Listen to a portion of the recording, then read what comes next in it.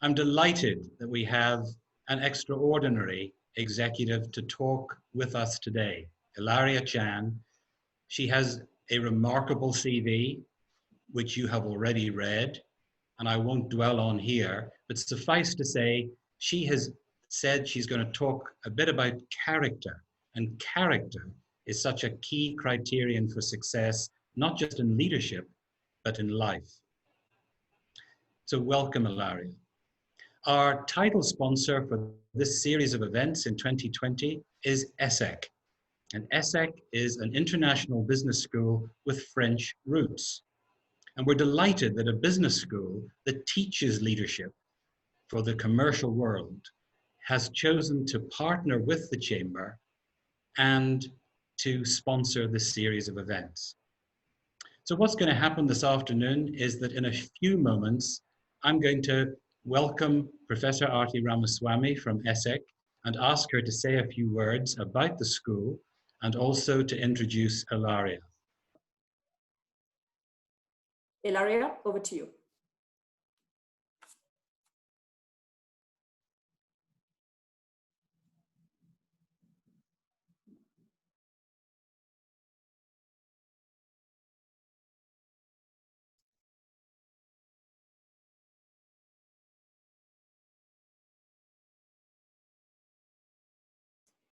Hi, everyone. We're all still navigating technology because I think with Zoom, there's just so many interesting episodes that I'm sure everyone has already seen online. So as we're advancing technology in various ways, we are also navigating a new way of using technology. This industry is indeed very dynamic. Thank you so much for just the privilege today to be able to spend this hour with you. I'm going to speak today in a way that is very unusual. So I'm just going to be sharing with you a few stories of 4 people that I've had the honor to call my friends, who just happen to be visionary leaders in the tech field and in Hollywood. It's a very stress-free, relatively, event for me today because I will only be divulging their stories and their personal details and their life mottos. So nothing on me, really at their expense. But all seriousness, I actually think that the most powerful learning for me anyway, personally, is when I meet people and do life with people that I really respect. And when I see a certain lifestyle or a way of leadership being modeled out, I tend to want to emulate them. And these kind of traits really are caught rather than taught, in my opinion. So learning from other people's stories, in my opinion, is really the most authentic way we can learn and from role models in our lives. So next slide, please. So the format I'm going to do it in is I will tell a very quick Cliff Note version of the story of a person and some of their life mottos on how they've actually made it in life. So we can just learn the best secret sauces in bullet points from them. The first character and first story hero, his name is Brooks. Now, you will not see his face, but later on you will. And this picture of him is actually taken shortly after he got out of hospital, when he decided that outside of a very demanding full-time job, he's going to sign up as a Grab delivery person to serve the community in Singapore during the COVID crisis. Now, his full-time job is actually the chief business officer for Uber International. But his way of really wanting to serve the community also is that he signed up so that all of his proceeds for his delivery job goes to charity, and he wants to really experience what it's like to serve people in a down-to-earth, get your hands dirty way. Brooks was formerly an investment banker, partner and chairman for Goldman Sachs Southeast Asia, where he led a private equity firm, and also joined Uber 2 years ago as their chief business officer in Asia, leading their Asia business, and later on moved on to be the chief business officer globally for the international business of Uber. Something really remarkable, Brooks, is that he summited the Everest at the age of 50, and he also made the move from finance into tech and joined Uber at the age of 50. He's an avid mountain climber, humanitarian, workout fanatic. And a few of the things that I would describe Brooks would be that he is self-reinvention, it's grit, and it's resilience. And how I met him is that I actually serve on the board of a humanitarian NGO that he founded with his wife that helps young girls and women in India who are trafficked, abused to rehabilitate via the mental health route, which I really stand behind. Next slide, please. A few lessons. Now, this is just a summary, really, of some of the juices that Brooks has shared with me on how he has really made it as a leader. Back then, Travis Kalanick actually said to him, regulators that you deal with at Goldman Sachs would wear Armani suits, whereas regulators you deal with at Uber will wear tracksuits. Of course, it's a joke in some ways, but the seriousness of it is that the style of a traditional banking, a corporation of that industry seems to differ a lot from the tech industry, which these days there's a lot of young people in the field. People also have a casual, down-to-earth way of addressing new things. It's much more artisanal, catered towards millennials, et cetera, et cetera. But what is really interesting to me is that if you're an executive who's transitioning from being a senior executive at a bank like Goldman Sachs to a tech company in Uber, there are some tough adjustments that you actually have to make.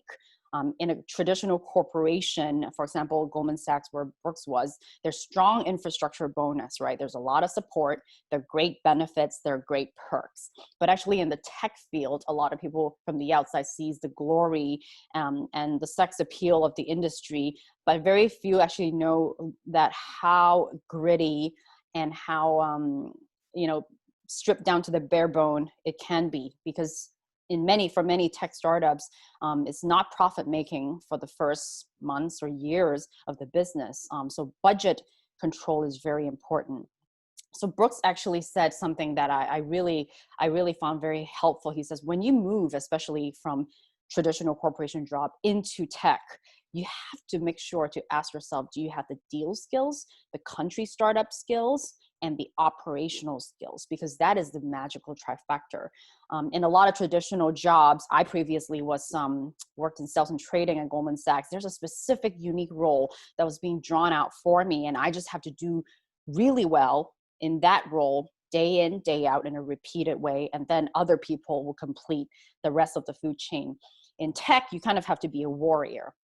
You have to do whatever is needed of you. You have to roll up your sleeves. So whether it is negotiating with regulators, whether it is thinking of how to transport your goods from one place to another, how to negotiate if someone wants to buy your company or if you want to buy someone's company, you kind of have to be a full stack person and have that skill. And I find it to be very, very helpful, especially for people who want to move careers, maybe midway or maybe in a later stage of their career. To have that magical trifecta check is pretty important. Very interesting thing he also mentioned is that tech actually has a lot of young people these days. There is actually a need for more senior, seasoned people. I mean, we see the Sheryl Sandbergs and the Eric Schmidts, but those are the mega tech companies, right? So most of the tech startup scene, we do see younger people. Now, if you are actually a more senior person, you're of a more mature vintage, and you want to move into the tech industry, there is actually a very serious process, as just illustrated by someone like Brooks, of self-reinvention many times along the way. Thinking about joining a tech company, if that's what you want to do, then growing a company from 0 to 10 million to 1 billion to 10 billion require different stages, different skill sets, and different ways of management. So I would strongly encourage retraining, whether it is just on skills, upskilling, or actually even mentally retraining oneself to be qualified and going on your own journey of learning, reinvention, volunteering, advising, go on the field and make sacrifices, and to be willing to be uncomfortable. Next slide, please. Just a continuation. Brooks was a banker in the 80s and 90s, and he saw the beauty and the ugly cycles. When he led PE, actually, he led Burger King's build up from scratch and had to try vegetable Whoppers patties and figure out how to get real estate ingredients to grow the business. And I think I would draw a parallel with how do you make it in the tech business? Because finally, when he joined Uber, as a senior officer there, he had to take all of those things he learned and put it into use. And I think that a lot of things about the grueling traveling, like when I moved to Grab, one of the things is, wow, I have to travel low budget economy airlines all the time. It's a very different landscape when you're being flown around by a bank or a consulting firm. Those traveling perks aside, is also daily, right? There is no timetable of when do you check in or check out if you're in a fast growing tech company. How do you train your muscle to be doing that?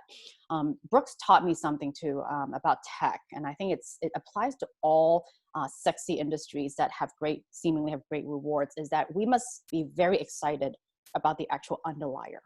Tech cannot just be tech. So whether we're like moving people, in mobility, Grab is carrying people from one place to another, or we're selling lipstick, or are we curing a disease, we have to be excited about what that tech company represents, what that business actually does, and figure out the tech and bring function skills to the table.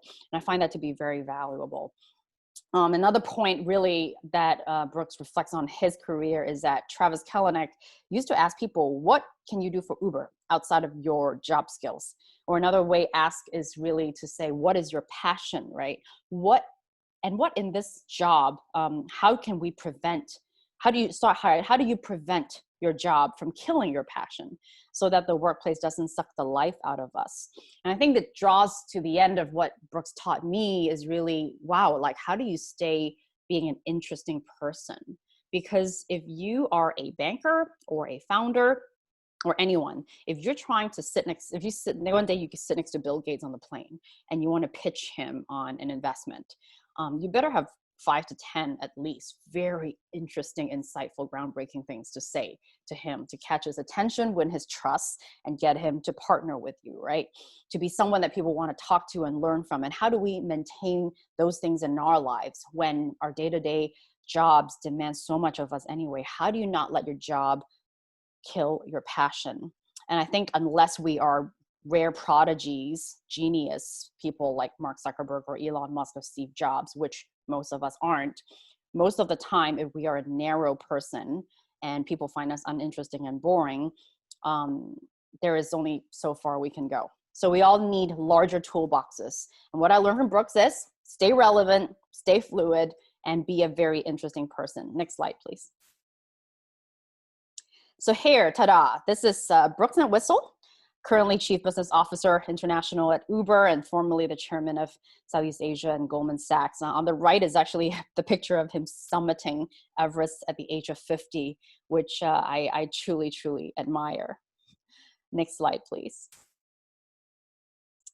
The second person I want to feature is a friend of mine named Chi Hua. We went to Stanford together. He was a few years my senior, one of the most talented venture capitalists in Silicon Valley. He actually discovered Facebook while he was a junior associate at Accel Partners, and later was instrumental in investing in companies such as Spotify, Twitter, and he was one of the youngest partners at Kleiner Perkins. Back then was the golden tier 1 VC firm. Al Gore used to call him to ask for advice. The British Chancellor would ask him for advice on how to help the economy. And what I really admire about Chi Hua is that he's fiercely protective of his time with his family. So currently he has founded his own investment firm called Goodwater Capital. And he encourages everyone in the firm to go home at 5, to have dinner with your kids, put them to bed, be with your family, and then if needed, go back to work again after that, but to not sacrifice your priority with your family. And he leads by example. So I've truly learned a lot from him since my college days, but definitely in my years working at Goldman and after. I see him grow from strength to strength. Next slide, please.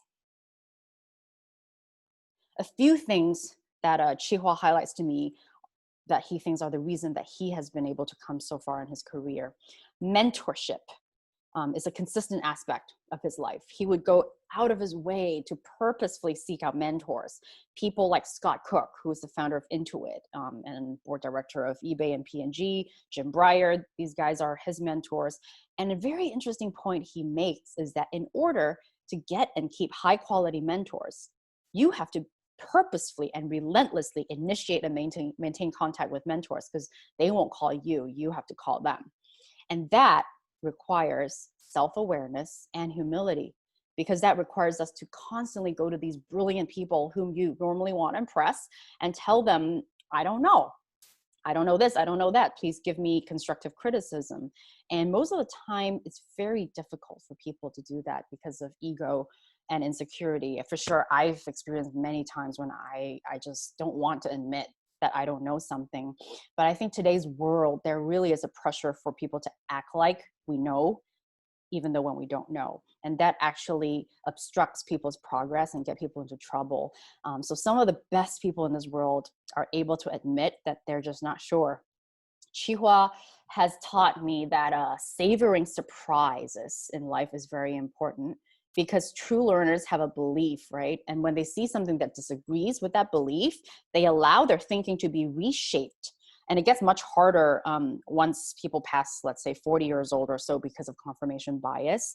But this above point really distinguishes the average leader from the great leaders, who the great leaders are constantly allowing their worldview to be challenged, reshaped, and they welcome disruption to their existing framework. And I feel like that is actually the true spirit of the best of tech, is allowing disruption, right, to something that doesn't work, to something that is slow, for us to welcome new ideas and welcome things to be disrupted and shattered. Now, if we pair that up with optimism, this ability to savor surprises, if we pair it with optimism and get founders, colleagues, people working for you to be excited about the future, right? You challenge them to dream bigger, then ta-da, you may have a great chance to be a successful investor, founder, operator, etc.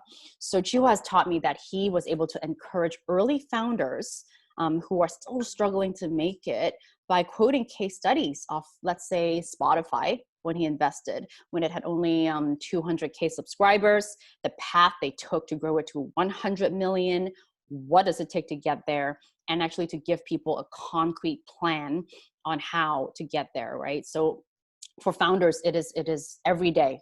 Everything is changing. How do you have a concrete way to get to the next goal and the next goal and the next goal? Another point I love is that he said, the earlier you have an honest and frank understanding of your relationship with money, the better off you'll be.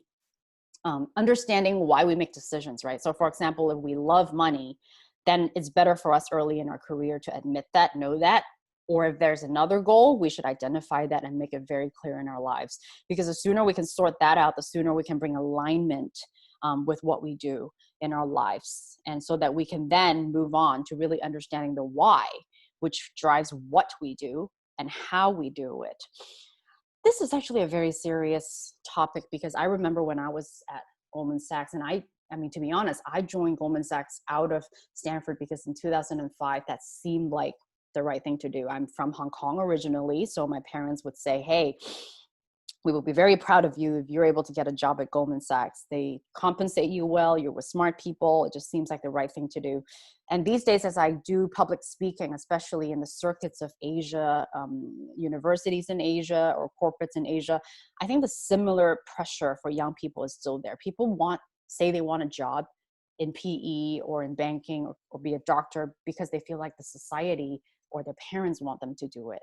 And when you push them a little further, like kind of rub it a little further, they kind of don't know why they personally want to do it, because there's not an inherent passion. The why has not become clear for a lot of young people these days. And unfortunately, the grueling nature of jobs like Wall Street or tech will move you in a way that halfway through, if you're not sustained by something more than just the approval of others, it's very easy to burn out and to degrade into feeling meaningless, a sense of futility and frustration at work, feeling you're wasting your life. And I see that now in a lot of young people. And I really feel like, wow, if there's one thing I want to take away from learning from these people who really love what they do, is that let's find out why. Let's define a why for us. And then we think of what. And finally, the how there are many ways for the hows, but that has to come after the why and the what. And I feel like, wow, if someone told me that, maybe I would have done something different. But luckily, there's a way for people to reinvent themselves all the time, and it's never too late. So I encourage all of you, whichever age group you're in right now, definitely ask yourself, what is your why? Chihua shared with me, the mentorship part I mentioned, but he talked about pride, and pride in the sense that these days, because many successful people like to tell people what to do, because they think they're good at one thing, they're good at everything. People tend to overlook how dangerous it is, because we think that makes us think that we know more than we actually know. And after all, though, we're just one human brain among 7 billion people and a tiny page in thousands of years of human history. And the moment we think we know everything, we stop learning and we stop improving. So when he warns me about watching out for pride, that has been a very valuable lesson for me. The default no comes after being very clear about your mission. And Chihua used to tell me, like, you should have whenever people invite you to do something or be a part of something, your automatic answer should be no, unless they are so fitting and aligned with what you define as a purpose and mission goal for your life. If you have a clear sense of what's important and not important to you, then you can avoid this common disease today called FOMO. Because everything new that we say yes to, we're actually saying no to something that we've already committed to. So I thought that was very, very profound. When we meet successful leaders who are curious, humble, and paired with a lot of success, it is very inspiring. I would say Chihua is one of those people for me. And he said that he heard Jeff Bezos say something very inspiring to him, which is that the day if Amazon stops listening to its customers is the day which marks the beginning of our march to bankruptcy. And I think one of the reasons Amazon is so successful is that there is a spirit of savoring surprises, of listening to customers, listening to others, and never getting complacent. And I think this is really embodied in the most successful tech founders and investors that I've personally met. Next slide, please. So this is Chihua Chen, currently the founding partner of Goodwater Capital, a firm that he started. And very quickly, it's become the top quartile, if not top decile, venture capital fund in Silicon Valley. Formerly, he was a partner at Kleiner Perkins, where he made the investments into Spotify, Twitter, and when he was at Accel Partners before that, he discovered Facebook. Truly an incredible person. Next slide, please. Now, maybe we'll take a quick break from tech, and I will just glide into Hollywood briefly, because film producing and media is one of my passion. And one of the friends that I've met along the way is, his name is Dan, and he is an A-list Hollywood producer of the Lego Movie franchise, its sequels, and also the latest Aladdin with Will Smith. Also Stephen King's horror blockbuster, It. It 1, It 2, and also Sherlock Holmes, et cetera, et cetera. So I just love his films, and all of his movies have grossed an approximately $4 billion within a decade, which is unheard of, really, especially for an Asian producer. Now, for Dan, when he was at Harvard Business School, there was a summer he told me that Jet Li actually came to the USA to film Lethal Weapon 4. But at that time, Jet didn't really speak much English. So Dan actually was able to differentiate himself and volunteer to say, hey, can I be the go-between for Jet and for Warner Brothers Studio? And he basically picked the most bottom role on the food chain and started from there. His key pivotal career moment in Hollywood was that 3 years into being Warner Brothers' VP, he was actually staffed on the movie The Aviator with Leonardo DiCaprio, and Martin Scorsese was the director, because his colleague who was originally staffed on it was fired for being addicted to crystal meth, such as Hollywood. And one day, as Dan himself, back then it was Harvey Weinstein, Martin Scorsese and Martin's agent and manager, they were all in an elevator, and everyone was giving Martin Scorsese high fives and fist pumps and saying, hey, you're definitely getting an Oscar. This Aviator, it's so good. I think Harvey Weinstein says, yeah, definitely it's going to win an Oscar. Well done. Dan didn't say anything. And he said that when the elevator door opened, Martin Scorsese told everyone, just go up to the restaurant first. I just need to have a quick word with Dan. And he asked Dan, why didn't you say anything? And Dan said, sir, actually, to tell you the truth, I don't think this movie will win an Oscar, because at this rate, it's just too long. The story plot kind of got lost because it was cut this way, cut that way. And I don't think it went straight to the point. And gave him a series of very honest feedback. Martin Scorsese apparently put his arm around Dan and said, wow, like, I really appreciate you telling me the truth, because everyone around me tells me things that I want to hear. So I especially appreciate a junior person like yourself to be so truthful towards me. And Dan told me that Martin's advice to him was always tell the truth and always return phone calls. Dan thought at the time, it can't be that hard to tell the truth. I mean, just tell the truth. But in fact, in places like Hollywood, and I would suspect in Wall Street and tech and other companies as well, when there's a lot of ego and a lot of people who are competitive, he said that artists have a lot of ego. Most often they don't want to hear anything that's honest about themselves. So working with people like that makes it extra difficult to tell the truth. But it became his motto.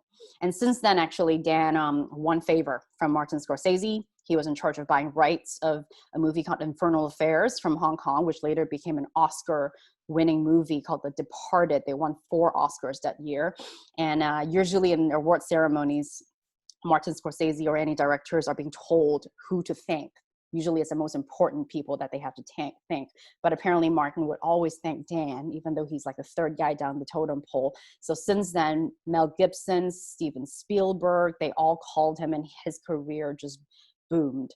Now, I want to share this because I feel like this is so translatable across all the cutthroat industries, and tech is no different from that, is that how do we actually stay on the course, even though a lot of people are telling you, no, you got to move this way, move that way in order to go ahead. At that time, Dan told me Warner Brothers, seeing his success, offered him a president role for an Asian guy. And he ended up turning it down because he knew his why. And he said that he wanted to have the freedom to produce his own content, build his own business. So he turned down the president role. And instead, he basically ended up producing the Lego movie because the DC comic franchise didn't work out during that time. And during the writer's strike, he was staying home and watching his 5-year-old son play Lego. And he thought, wow, it would be great to have a glimpse into a child's mind. So then he turned it into a movie. And later on, it became obviously a multi-million-dollar success. But he also told me he was able to focus on Lego movie because at that time, Godzilla, another movie he was producing, was engaged into a lawsuit because of movie rights. So he ended up having to focus on Lego movie. And because of the lawsuit, he actually had to move out of his house, had to lay off his staff, and really skim down to the bottom. But because he knew his passion was to produce movie, he stayed on his course. He wasn't even shaken. And later on, he ended up winning the lawsuit. And the check that he got, he ended up investing that to help the poor and the marginalized community in Hollywood. Now, this is another part of the mission, which I find so admirable in a Hollywood A-list producer such as himself, because he looked around Hollywood and realized there's a very small group of elite people who runs the game. And he sees that, for example, in Hollywood, there are a lot of immigrants, right? That will never make it into this industry. So he decided to build a campus so that they could be inclusive of especially the Filipino neighborhood in Hollywood, in an area with a lot of homeless people, with kids who will never get a chance. And he wants to be a good neighbor, which is the opposite of gentrification, where you push out the underprivileged. He wants to be a good neighbor to be inclusive and help lift up the poor. So he ended up starting a campus in a company called Ride Back Ranch. And Ride Back Ranch actually means in the Midwest days, when you're riding a horse and your buddies fall off a horse, you will not leave them behind, and you will ride back and help them back on the horseback, and you ride off together. So he started Right Back Ranch as a creative place where he incubates people. He helps, the community around him. There's a young storyteller program that teaches immigrant kids in the neighborhood how to write top-notch stories, et cetera, et cetera. And now Right Back Ranch is this really innovative campus place where A-list producers and amateurs come together to promote creativity together. Next slide, please. Because of time, I'm not going to go into all the details, but some of the key secrets that Dan has told me that has made him successful is that he sees himself as a steward and a servant. He was willing to start from the beginning. We talked about telling the truth, even to powerful people. But the key for him is that if he is a steward and a servant to serve others, there's a major shift in mindset. So, bullet point number 5, when he says, I'm okay to be number 2 because I don't need to be seen as a star, is the key to his success. Because most producers and movie stars, they all want to be famous. They all want to be the star, and they all want to be the center of attention. Now, he actually just wanted to make good content. So he had no problem being number 2. Hence, it actually helped his career because there was no fight over attention and ego. And most people make it all about them, and Dan didn't. So I think that is a key thing for all of us is, can we allow other people to be stars too, or do we make it about us? And whichever industry, I think, to have that aspect will really make a true leader.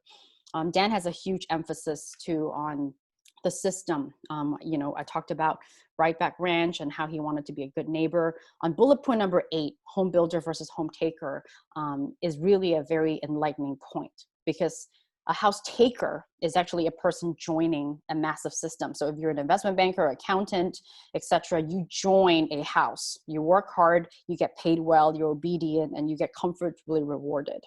A house builder, however, is someone like Oprah, or a tech founder, or an immigrant that starts his own laundromat. You build your own house. You create a system of your own.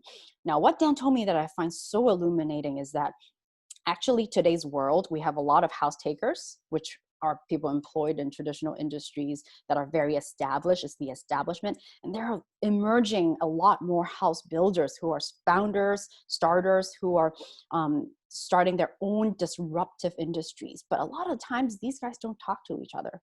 They don't really learn from each other. They don't really collaborate the way they can. And Dan told me, in Hollywood, I am both a house taker and a house builder, because I was Warner Brothers executive for years, but I also started my own company. I want to be a bridge between the builders and the takers, because I've worked in the system and it's broken. And now I'm trying to build a new system without alienating the establishment. And he wants an all boats rise philosophy. So that is not a fixed pie. There's plenty of sunshine for everyone. And you want to create a place where everyone rises. I want to really directly apply that to tech, and in whatever industry that you may be in, is that the all boats rise mentality will change the way you interact with everybody. Because if you view something as a shrinking fixed pie, you will be in land grabbing, defensive, territorial mode, which is opposite to being collaborative and innovative. A lot of areas that really have a future is a growing pie. And there's plenty of things for everyone. And that really promotes an environment where we can innovate and really, truly be successful. So I would really encourage everyone to think about that, the house builder, house taker, and all boats rise philosophy in whatever you're doing. Next slide, please. So this is Dan Lin. All the movies, wonderful movies he's produced. And on the right are pictures of his campus, Right Back Ranch, and the wall is actually all made of Lego. If you ever go to Hollywood, you definitely should try to visit. It is a very, very innovative place. Next slide, please. Now, I will very quickly gloss over this one because of time. The last person I want to tell you guys about, his name is James. James was my colleague back at Goldman Sachs, where he spent 16 years heading up investment research for the internet entertainment media globally. And in 2011, Martin Lau, who was the president and still is the president of Tencent, just loved his work so much that he recruited James over to be Tencent's chief strategy officer, where he leads Tencent's investment activities, M&A, investor relationships, and innovative strategy. And he still is Tencent's chief strategy officer. Now, since James joined Tencent in 2011, the stock price went from $40 Hong Kong dollars to $430 today. The market cap went from nearly 49 billion US dollars to 530 billion US dollar market cap. And that truly has been a fairy tale come true and a phenomenal ride. And why I want to quickly bring up James is that he is a great example of someone who never let success got into his head. And he is one of the most intellectually curious, smart people I've ever met, but he's also one of the most understated people I've ever met. Next slide, please. Very quickly, a few tips from James. He actually tells me he constantly had to retrain himself because he used to work at Solomon, and when he joined GS at Goldman Sachs, he had to learn media research, internet research from scratch. Then he had to start looking at companies, not from an earnings point of view, but more like, if I was in that company, what would I do point of view, which allowed him to move into Tencent and think for the company in their investment and development. He told me he hated managing people, but because of the seniority of his roles, he had to. And so he pushed himself to put time and work into it and train those muscles to make up for the shortcoming. And when he moved to Tencent, he always knew that he had a vision to join a corporate. I asked him, what grounds you, right? Because especially I think in China, so he's based in Hong Kong, but Tencent, as you know, is based in China. So he constantly is in that landscape, which is so competitive, which, you know, so much money has been floating around the past decade. I asked him, I'm like, everyone must be sucking up to you, bowing and scraping in order to get what they want from you. How do you stay grounded? And he told me that, you know, when he read Bob Iger's book, Disney's most recent president, he said, he always remembered that Bob said he remembered people being nasty to him when he was a junior. So when Bob became senior in Disney, he always tried to be nice, especially to the nobodies, right? Especially to the junior people, because he remembered how he felt when he was in that position. So James has really made it his motto too, to always be kind and not rude to people who seemingly are not useful to him or below him or less powerful than him, which is so important. He encourages me to really have the wisdom to learn when to say something, when to not say something, and to really be a voracious reader, because when the more you learn, and to be a targeted reader too, because you don't just read anything. He basically said, you know, a lot of people say they want to spend time with Elon Musk or Bill Gates, but they never read things that are written by those people that they want to meet. Instead, they read intermediaries speculating or gossiping about the people that they said they want to meet. Why don't we actually intelligently and in a targeted way try to read things that are from the source, so that we can understand what they're thinking, so that we can really gain in knowledge as opposed to speculate? I thought that was a very interesting point. I asked him, how does he always win deals? Because he's been doing so many deals at Tencent. And he said that to be resilient but empathetic is really important, because you have to listen constantly to the other side and understand why something is important to them, so that you can actually arrive at an outcome that benefits both people. And he says that some really smart people just can't do that because they don't admit that they're wrong. They don't want to give way to the other side. They want to keep pushing their stance. So then you're stuck. Or he said that if you're a people pleaser and you only care about people's approval, you also cannot move either, because you're so terrified of people not thinking highly of you. So you also will stop. He says that to have high EQ, to find that perfect middle, right? To be empathetic, but at the same time, stand your ground very firmly, to be resilient, is something that he sees in Pony Ma and in Martin Lau. And he himself too says that no matter what, you can keep, if you sleep on it when you find something difficult, you will always find some kind of a solution. And so I think that this is very, very good advice for anyone who really is in the tech field and seeing obstacles, especially in the deal-making field. This resilience and empathy has really helped him succeed all these years. Next slide, please. So this is James Mitchell, currently the Chief Strategy Officer at Tencent. He really is second only to Martin and Pony. And I just really, really respect, if you ever get any research that he's written back in Goldman Sachs, I highly recommend you to read it. He is so academic. He is so smart, but you will never be able to tell if you meet him. Next slide, please. Now, I will wrap my presentation today by telling you why I ended up at Grab. 2 years ago, after I left Goldman Sachs and spent a few years in private investing and public speaking, I ended up in Singapore doing some public speaking engagements and also humanitarian work. And I was friends with Anthony Tan, and at that time, Anthony is negotiating the merger to take over Uber's Southeast Asia operations from Brooks, my other friend that I mentioned. And I saw that was a lot of tension at that time. And at that time, I was like, wow, like these two leaders, Anthony and Brooks, both, despite the very hostile, seemingly hostile environment, and when you're negotiating a deal, they are so honorable towards each other, and they're such good guys. As I press further to understand Anthony's mission when he founded Grab, I realized that he really genuinely gave up, his family's very well off, gave up being very comfortable to inherit the family business and to start his own startup.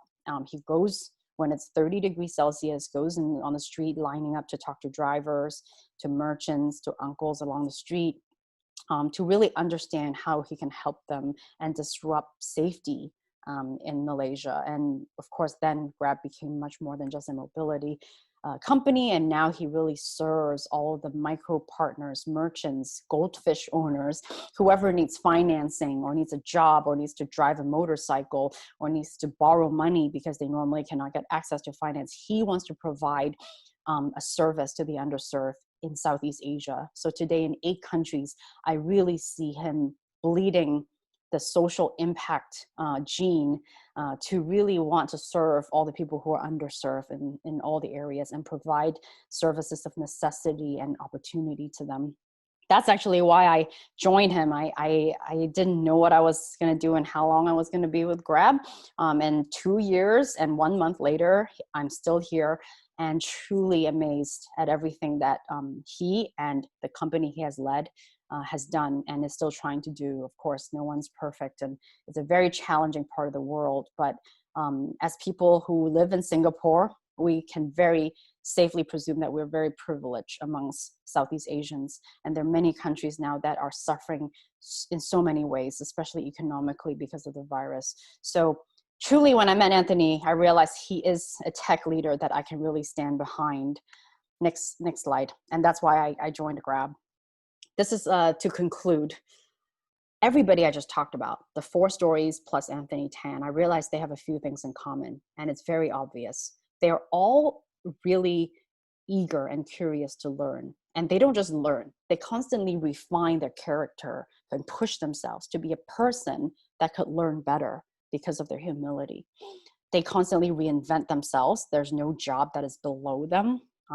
And they realize that constant upskilling is a must. So there was never this fluffy feeling of I've made it, I'm gonna stop learning now, I should just teach people. That was never that with the people that I've described to you. There's the power of being the star maker to let other people take the stage, to congratulate other people and to try to leave the limelight. But to be honest, because they are so outstanding, they're constantly, the light is shone upon them, but they are really willing to be the star maker. And most of all, they're all display servant leadership. They are there to serve and enable others rather than standing there as a king or emperor to ask people to serve them, which is why they're always able to innovate and lead, because they're always the captain. When he tells you to go to battle with him, he's going to be in the front line fighting first to protect you. And I realized to be a good leader, period, but in tech especially, because the battlefield of tech currently is so fierce. The money can run out daily, weekly. How do you innovate? There's so much money, so many people chasing a few things. How do you stand out amongst others? Is to really be a leader that learns how to serve. So I'm just privileged to even be able to tell you these stories and to be able to know leaders like these people that I've mentioned. But I hope everyone would have learned something from their nuggets of how they've arrived at their current success. Thank you so much for your patience and kindness and listening to me. Next slide, please. And if you want to keep in touch or you have any questions, please add me on LinkedIn, ping me, and send me a message. Thank you for your time.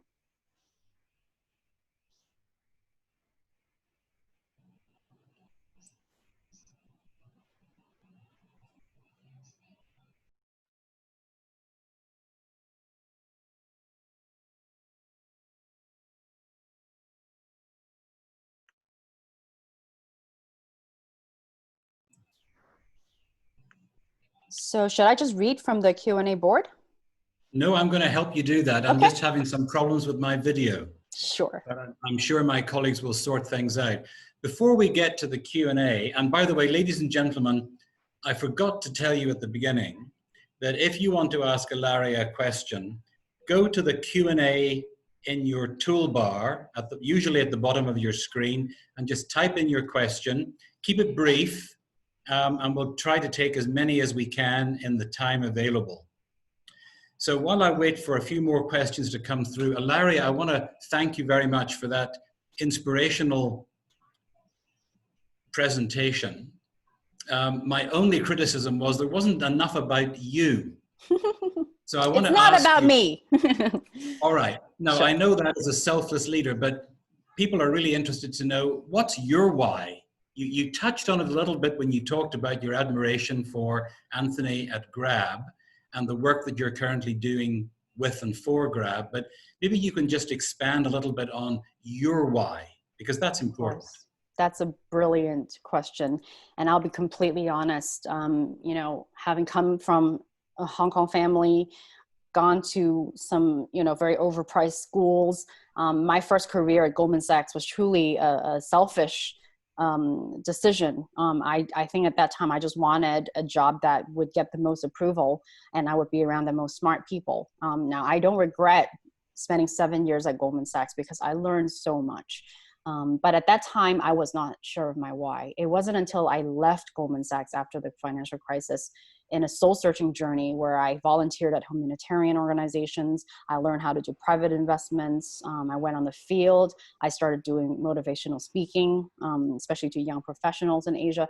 Then I really realized like my passion is that I can further lift up the masses, especially in developing nations, by bringing opportunities, education, economics to wherever is the need.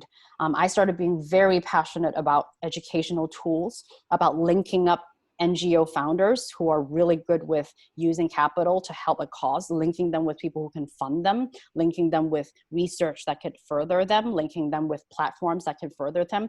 I realized my passion in life is to be a global, purpose-driven enabler so that I could make things happen for people who don't have opportunities and for people who are seeking to find opportunities. So my background is in business. So that's why my domain is going to be in Wall Street, in investments, in tech. But I am constantly looking on, hey, am I helping human flourishing by what I'm doing? Or am I just helping some, I don't know, no offense against video games, but for example, video games, am I just trying to make someone addicted to spend more hours in the room playing this game and make millions of dollars from it, but yet no one is gaining and no one's becoming a better version of themselves from it? I'm very clear about wanting to make sure people are flourishing at a better level by whatever I'm doing, whether it is linking up capital to a company, whether it is speaking at a place and spending time with people, whether it is to further an investment and enable an investment. So that is my current why. And I hope this why will stay until forever. That's great. Great answer. You talked about character across the 4 stories and also about Anthony from Grab. And what struck me is that all of those qualities, you know, the selfless or servant leader who strives to remove barriers for his teams, it's completely translatable across any sector or any industry. And some of the sort of messages that your heroes have enunciated and you shared with us today are great, they're universal.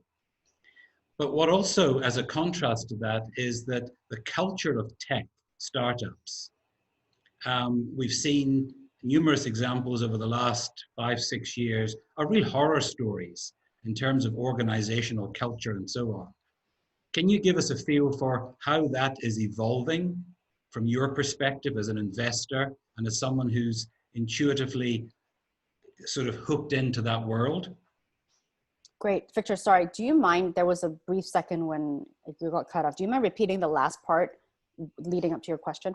Thank you. So my question was, or my question is, do you feel or can you share what's changing in the workplace culture of these tech companies, some of which have gone on to be mega businesses, that is going to address some of the horror stories we've heard in the press and in the media? Sure. No, absolutely. Now, unfortunately, I think in any field, Hollywood, Wall Street, tech, when you have so much money, when you're the hot thing of that time, there will be a lot of puffed up personalities. There will also be, people will also be abnormally rewarded sometimes for their work. So for example, when I was in Wall Street, when I was an analyst and associate, the money I got paid, for sure, I didn't deserve that pay. But back then in mid 2000s, Wall Street got a lot of money. And later on, after the financial crisis, and as more and more, ill acts are being discovered, then people says, actually, we have to deleverage, we have to regulate, everything has to be tighter. Then the whole salary trajectory has really come down since then. And people nowadays no longer makes a fraction of what the heydays and the best days of Wall Street used to be. And that is the industry correction. Now for tech, it's slightly different because, we've seen so much capital investment dollars that are being pumped into the tech ecosystem the past few years. In fact, anyone really can, there was a point where anyone can really raise money, and all they need is to keep raising money rather than perfect a product and have a clear path to profitability. What I'm seeing now, which is accelerated by COVID crisis, is that you have to have a clear path to profitability. You have to have a clear product that solves problems, and you have to be disciplined in how you're using your investor dollars to execute that. And people can't afford to be flippant in spending and managing now, because you're not going to survive. Even great companies now are not surviving. So in many ways, maybe that is a blessing in disguise from this COVID crisis. But I think that is a key thing that you guys will see in tech, is that is no longer raining money everywhere anymore. The people who are resilient and can survive this crisis, those are the people who really have substance and discipline. And a lot of the other people, unfortunately, will be weeded out. Yeah. Okay, but I'm really more interested in the character of leadership. Oh, great. Well, it links to that. leadership. Yeah. It's a great question, Victor. And the character of the leadership shines through when you have to be so skimping on every dollar you spend. I'll give you an example. Actually, even through this crisis, Anthony Tan at Grab, we haven't really laid off anybody because he has been disciplined even before the COVID virus on making sure that we're hiring in a lean way. We're spending prudently. So actually a lot of companies, unfortunately, since the COVID, has been laying off 15, 20% or more of their people. None of our people have been laid off yet. And I think that is the character of a leader. On the other hand, actually, a lot of the senior leaders at Grab have voluntarily taken a pay cut in order to put funds to help relieve our partners or ensure the survival of the more junior people. Now, that's really leadership, right? Is do you stand in the gap for the people under you during moments of trial, or do you throw weaker people under the bus and just fire them and you bring home the check or bail out money? You will see the leaders through the discipline at how they spend and direct their money, because actually money is the most revealing thing to see what a person's true substance is made of, which is why being business partners with someone, you can see their priorities. So I think, to answer your question, Victor, because of what is going on right now in the world, in the tech industry, you will see how leaders treat people by how they allocate their funds and employment. And also, do they blame people? Do they keep blaming others for things that are not working out, or do they own it themselves? It will be very clear. Thank you so much, Ilaria. I'm now going to go to the audience's Q&A, and there's an interesting question from Divya. So Divya says, hi, Ilaria. Thanks very much for taking the time to speak with us today. For all the leaders and for yourself, do you see any similar behavioral traits that emerge when leaders try to rectify or address mistakes made? So that's from Divya from Essex. Okay, let me see if I understand it correctly. for all the leaders, do you see similar behavioral traits that emerge when they try to address the mistakes made? Are you, I mean, I'm trying to understand. So Divya, you want to, I don't think she can speak up, but you're saying that when we address mistakes that are being made, are there consistent mistakes that you see among leaders? Do you think that interpretation is correct? I don't know, Victor, do you think that is the correct interpretation? But anyway. Yeah, I think so. I think it's what happens when things go wrong. Right. Do you see from your experience and from your heroes, for example, Mm-hmm. and from your own experience, do you see common traits that leaders employ when they're sorting out problems? Right. Yeah, thank you. Sorry, I'm just trying to see, okay, which side of the question I should answer. Maybe I can answer from two angles, yeah. I think whenever something goes wrong, our instinctive response is to say, actually, it's not my fault. Because to some degree, we believe that, right? We believe that we have thought it through already, and the decision we made was what we thought was right. What really makes a true leader stand out after that is, can that leader have the heart and humility to completely put themselves in the shoes of the other person and embrace the argument points of the other person, to see it through their lens, so that, you know, we all live in our own bubbles, to be honest, right? We all have our viewpoints. And often a lot of situations is a wisdom call rather than a right or wrong call. So if I see leaders who are able to come out with flying colors, are people who literally will pause and put themselves in the other shoes and really come to, you can agree to disagree, it doesn't matter, but the other person will always feel like they've been heard, and that you're actually coming to the table together, rather than a leader trying to push their authority on you, either by denying something or insisting that they're right. I think that good leaders will have a great, and this is what James talked about, right? Strong empathy, but empathy in a way that you know where you stand as well. But the other person will definitely feel heard, and you will be able to reach and meet halfway, or meet, you know, where you need to meet. I think that I see that really in leaders. Now, in the scenario where leaders are trying to rectify mistakes, the best leaders really are the people who are not afraid of saying that they've screwed up. And they also preempt it. They don't wait to be found out. They actually are constantly in self-reflection. They're constantly adding on, improving themselves. And so you may find a lot of these leaders actually addressing mistakes before people even find out about them. They will actually come out and say, actually, sorry, I missed that point, but let's move on with this. That is also something that I notice in a lot of these heroes that I have met, is that they don't really care if they've done something wrong. They will tell you right away. And as a result, things get fixed way before it becomes a real problem. And that translates into leadership across your organization, right? Because you're not protecting your reputation, you're also protecting the operation. If you let your mistake fester to become cancerous, and all you're waiting is to make sure that no one discovers it, guaranteed that by the time someone discovers it, you would have lost a lot of money, you would have lost projects, you would have lost reputation, which unfortunately, you know, we see in a lot of companies. So I see those in the leaders. I hope it answers your question. Sorry if I misunderstood or did not understand your question fully. Thank you, Divya. Oh, that was great. Thank you, Ilaria. Here's one from Darren Harrison on mentorship. So Darren says that my experience is that many business owners are either not interested in mentorship, usually because they say they're too busy, or they accept mentorship but then ignore it and continue to make bad decisions.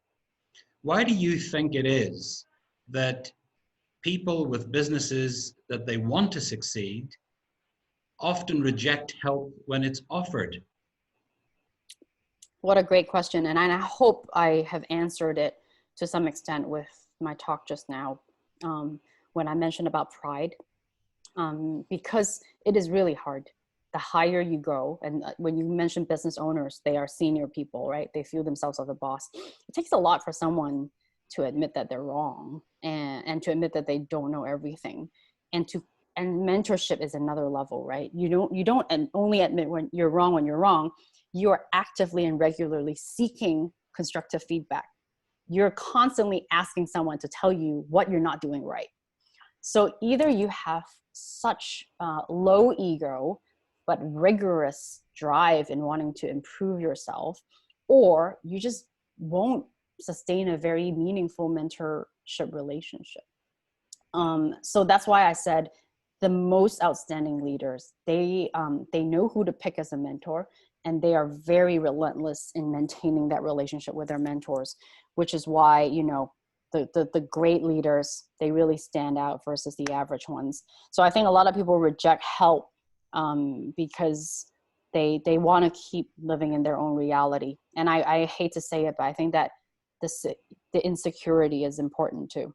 I think, you know, when one's goal is to want to be perceived a certain way, right? Then the thing that they most fear to lose is people's respect and regard for them. And in order to guard that, they cannot admit that they need help or that they're wrong. However, if someone's goal is to create the best product that they could, or help everyone that they are employed so that their company is flourishing and everyone's doing well and having good livelihood, if that's the goal, then of course they will constantly want to seek constructive feedback, because they know that they're limited and their goal is not preserving themselves, but to preserve everyone else around them. So I think that leads back to the why. When you know someone's why, you will know why they behave that way. Thank you. Great, Thanks, thank Gary. you. We've now got a question from Anonymous. I really would hope people wouldn't say they're anonymous, because I'm sure you're not anonymous. I'm sure you're a real life human being and not a chatbot. But here's a question that's an interesting one. So someone who's anonymous says, I spent more than 12 years in tech, including 5 years in a Hong Kong startup. I earned my entrepreneurial chops this way, and I bring an entrepreneurial mindset as I've moved into healthcare and now agriculture. Here's the question. How do you train in entrepreneurship, even if you're in an MNC? This is something I'd like to be able to do for my colleagues in our company today. Yeah, well, that's such a great question. Great question. And, you know, coming from Hong Kong too, I understand when you join a company, there is also a very kind of paternalistic culture, right? It always trickles down. The boss tells you what to do, the next level manager. Sometimes you feel like you're just being put in a box, and it's difficult. Now, I feel like agriculture, I mean, whichever field it is, right?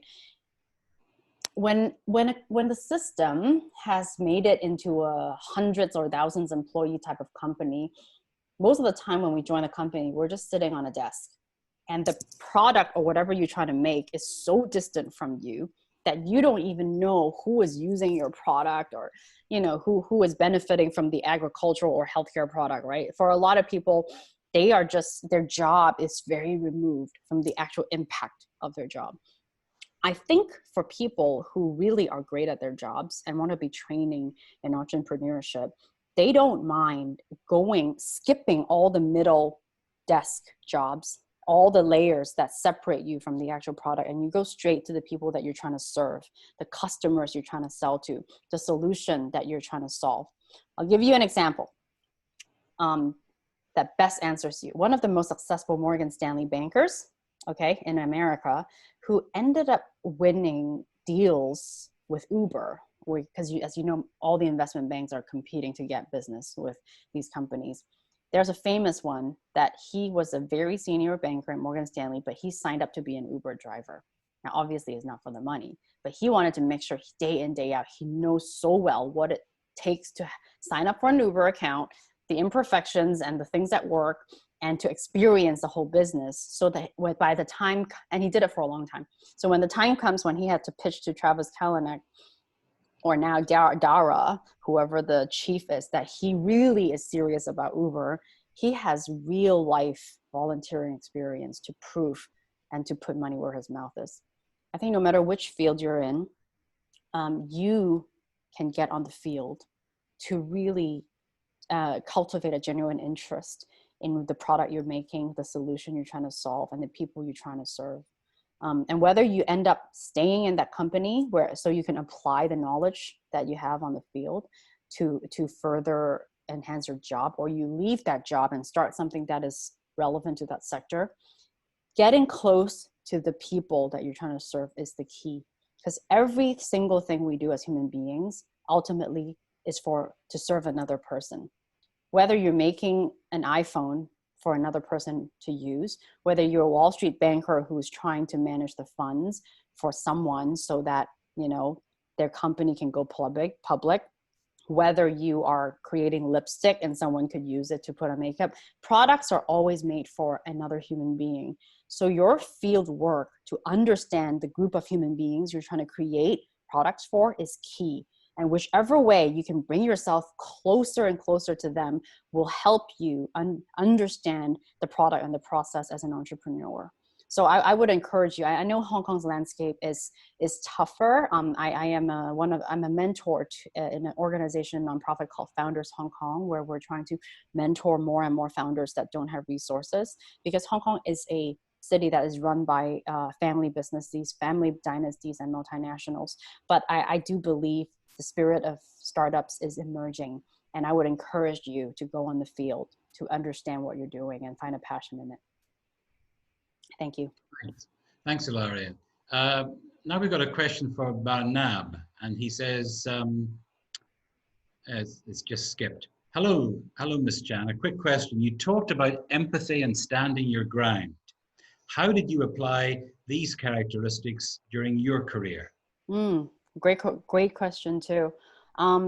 Back at Goldman Sachs, I couldn't say anything when I was a junior person. So part of it is, you have to earn the right to be heard, and you always think you're wrong. Part of it is you just don't want to piss off someone who's senior than you, who can potentially change the course of your career. So I understand how hard it is to actually stand your ground. But for me, I think as I became more and more senior, and more people may be asking things from me, empathy is very important, because it's very easy to have a sense of superiority, or you kind of treat people, because when you have so many requests, right, for things, it's easy to not regard every person as an individual, but you just see that that's just another email, that's just another request. So to actually think, wow, like, what if I'm writing that email, is very important. Well, what is the person thinking, and what do they need, and what if I am him? I started doing a lot of that as I became an investor, and also as I was able to link up, I guess, people in high profile networks with each other. I keep on thinking, like, okay, it may get annoying sometimes when people are asking things from you all the time, but think in their shoes, and think about, like Bob Iger, right? Think about the time when you are asking someone for a favor, and how do you want to be treated? That is truly how I apply it. Standing the ground has never been a problem for me. I'm a very outspoken person. I'm usually erring on being too blunt and calling out people too much. And actually that is something that I'm still working on, is to have more wisdom, to know that I'm often not right. And sometimes I should zip it and listen first. I think we all have to learn that one, Ilaria. all of us do. Let's go on now and answer a question from Martin. He says, thanks for the inspiring talk. How would you suggest a junior working in a tech company builds leadership and is eventually able to express it? I think partly you've answered that question in answer to the last, but he's looking for recommendations of good practices to adopt at the early stage of a career. I love that you asked that question, Martin. That means you already have a heart of a mentor. Leadership is actually just influence, nothing more, nothing less. Meaning you don't become a leader only when you are an MD making $2 million a year. No, like, you can be a leader if you're someone sweeping the streets. Why? Because leadership really, truly is about whether you have the power to influence and make a difference in someone else's life, whether it's a group of people or one person, right? There's something about you that people want to follow, that they want to imitate, that they want to emulate. So I think that if you're a junior person working at a tech company, that actually makes it easier for you versus a lot of people in other sectors, because tech is relatively a very flat industry with a lot of young people, and is normally not as hierarchical. As long as you're talented and you know what you're doing, people will give you the time of the day and they will respect you most of the time, which is why, we're in the era of the Mark Zuckerbergs of the world, right? Like if he knows what he's doing, doesn't matter if he's in his mid-20s, he can tell all the 50-year-olds what to do. So I think one of the important thing is for sure, make sure that your content is high quality, right? That people respect your work, that, your work demands respect. But more than that, how do you build leadership? I mean, just look around you and see who are the people day to day that you interact with, that if you made a good decision, you'll make their day better. If you make a bad decision, you will bring them down. And every day you try to be a better influence to them. You try to do something that would add to their lives and lift them up and build them up rather than tear them down. I would dare say that is already stellar leadership, especially for a young person as yourself. And judging by the way you asked a question, I have no doubt that you will be a great leader, or you already are a great leader. Thanks. Thanks, Ilaria. Another anonymous attendee. Here we go. But it's back to the subject of mentorship, this time from a student, an undergrad, who asks, what do you think is the right approach for me to look for a mentor? And how can I ask someone to mentor me, especially right now, given this pandemic? Well, it's a very personal thing, right? Finding a mentor is personal to everybody, because someone you admire and want to become that person one day may differ from someone I admire and I want to be one day. So for sure, you have to pick someone that in 10 years, 15 years, 5 years time, you would love to be them. They really are a role model for yourself. That's number one. After that, I think it's a chemistry thing, right? Like don't slam a transactional, contract on them the first moment you meet them, because that's kind of annoying too, like this is this kind of EQ thing is, have a conversation, like ask them how their day is. Tell them you are very impressed by them and your goal is to see if he may be open to be a mentor, but also be an interesting conversationalist, because if he or she doesn't want to spend time with you, the likelihood is they wouldn't be a very good mentor anyways to you, because a good mentor also needs to be interested in you, so they would notice things about you so they could give you constructive feedback, right? So I think to have the chemistry to present yourself in a humble way, but also to try, I mean, it's a courting two-way street, right? To show parts of yourself that so that they can make a decision whether they can enter into this mentorship with you, and then to tell them, I'm earnestly wanting to become more like you and learn from you. Will you be my mentor? And some people will say no, because honestly, like, we're all so busy, right? Time is the most valuable commodity in all of our lives. So if they say no, respectfully, say thank you. But I think chemistry is important. Identifying the qualities in a person is very important before you even ask someone. So don't just ask someone because they're rich and they're successful, because chances are a lot of those people are not good people, and you don't want to kind of find yourself a few months into the mentorship relationship thinking, I actually don't want to be around you or be you. That would be awkward.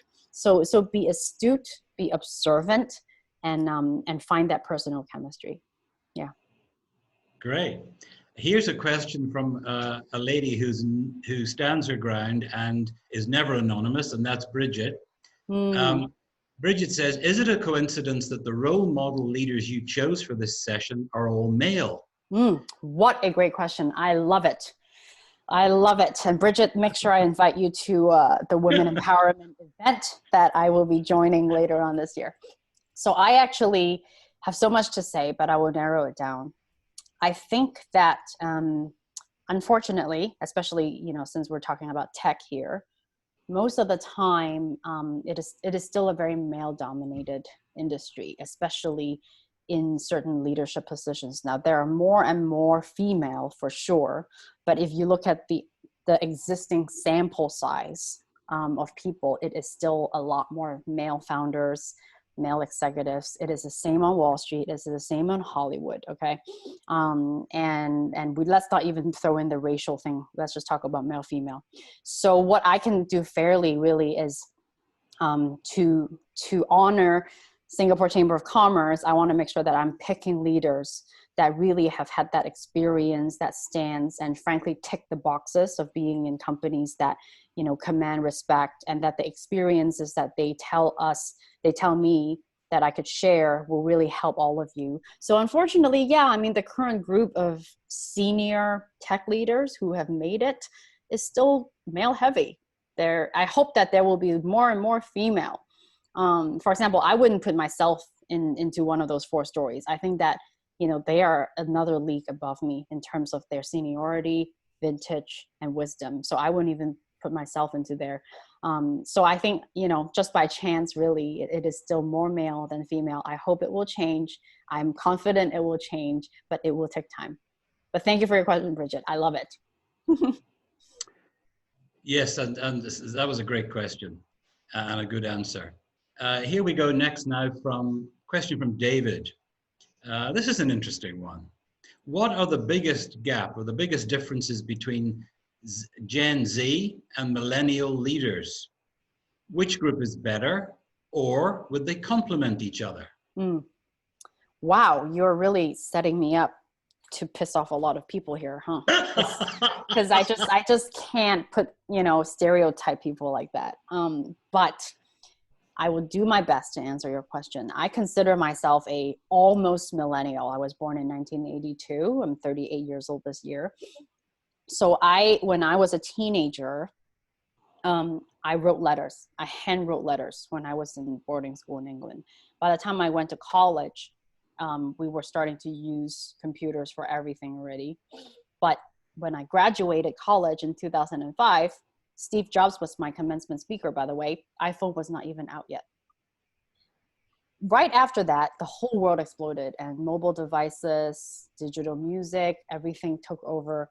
So I would say that if you're a millennial that still had a big part of your life in the analog world, the way you see technology and use technology will be very different from a Gen Z where your whole life is immersed in technology. Is not and virtual contact with people, whether you're playing a game with them or you're texting them, that is so normal. It's like, you know, it's like second nature to you. Whereas, I mean, I would still hope that someone would ask me out on a date in real life rather than send me a text, right? But I think a Gen Z person probably would be like, why? You know, you just send them a text, break up with them over a text, it's fine.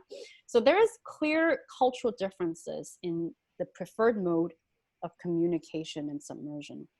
Now, you asked whether they can complement each other. Of course, because what is tech business really, right?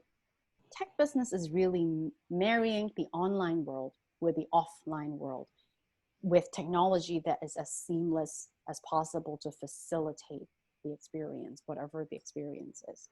So you have to understand both the online and the offline world, because ultimately you need to do stuff that impacts someone physically, right? Unless, you know, there's a small portion of things like gaming and stuff, which is completely digital. But even then, you have to understand people's psyche and all of that, right? So if you're a millennial working with Gen Zs, they will definitely be more savvy, you know, with a lot of digital knowledge than you will. They will be better at doing Instagram marketing and knowing what to hashtag and knowing where to look things and design things, right?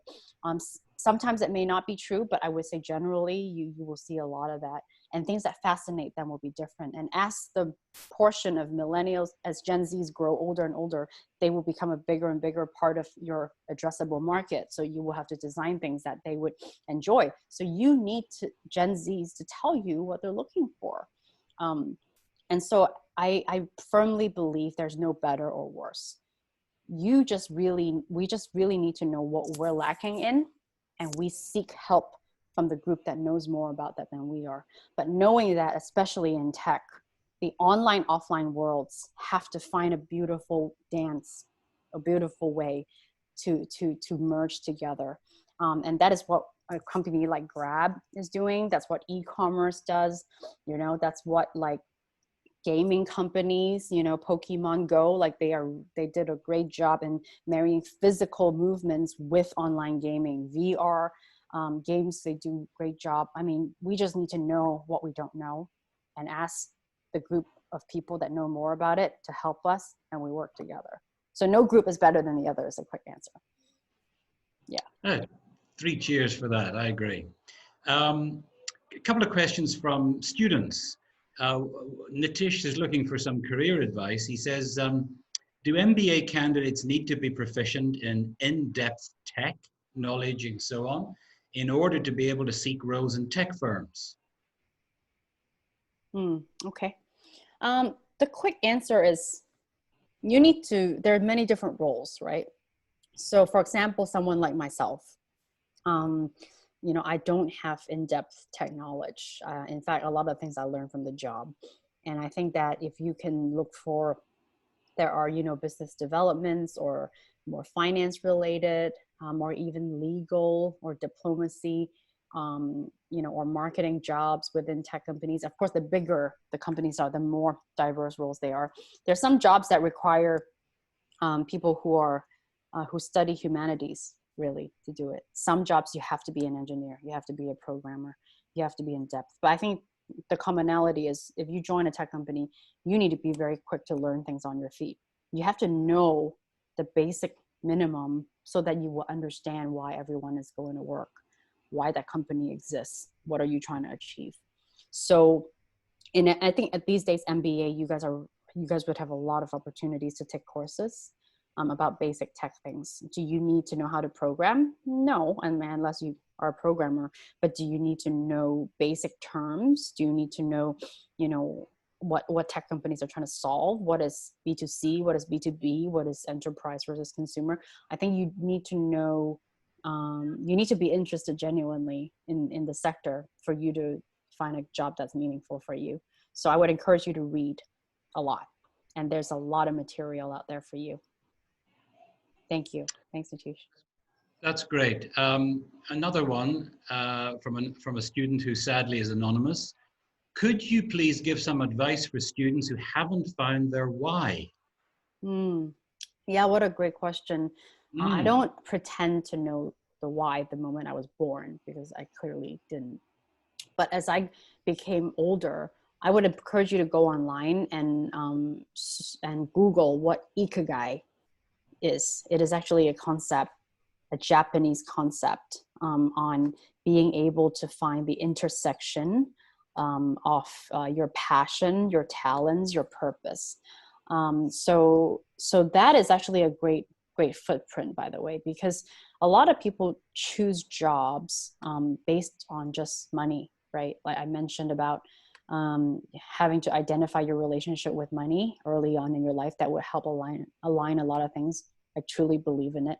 But if you look at ikigai, spelled Ikigai, they will show you a diagram of what you love, what you're good at, what the world needs, what you can be paid for. And if you can find that overlap in Venn diagram of your passion, mission, profession, and vocation, that is your ikigai. I think that is a very helpful thing for all of us, because we need to write those things down, because what we love will change as we get older. It will constantly change. What the world needs will constantly change. What you're good at also may change.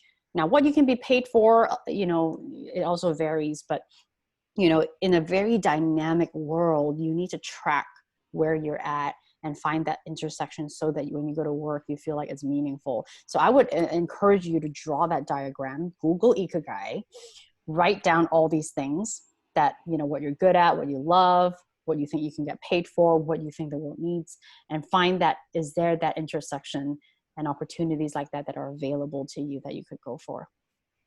Thanks.